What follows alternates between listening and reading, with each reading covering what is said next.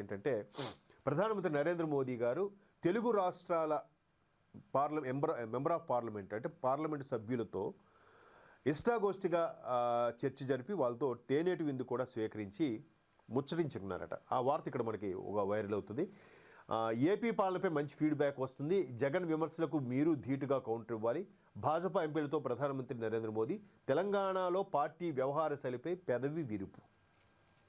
ఇవి ప్రధానంగా ఉండే అప్డేట్స్.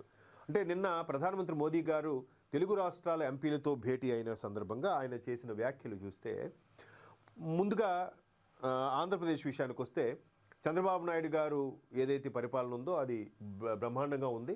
ఏపీ పాలన మంచి ఫీడ్బ్యాక్ వస్తుంది. ఎందుకంటే అభివృద్ధిలో దూసుకుపోతుంది. మ్యాక్సిమం అన్ని డెవలప్మెంట్స్ కూడా ఆంధ్రప్రదేశ్ వైపే దారి మలుతున్నాయి.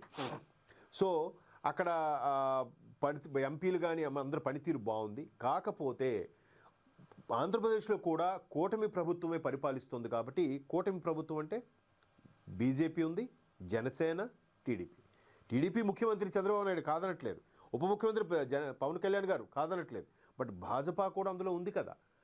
కానీ వైసీపీ వాళ్ళు చేసే అరాచకాలు ఏవైతే ఉన్నాయో, వైసీపీ వాళ్ళు చేసే విమర్శలు ఏవైతే ఉన్నాయో అవన్నీ తిప్పికొట్టండి అనే విధంగా ఆయన కామెంట్ చేయడం కూడా ఆసక్తికరంగా అనిపిస్తుంది.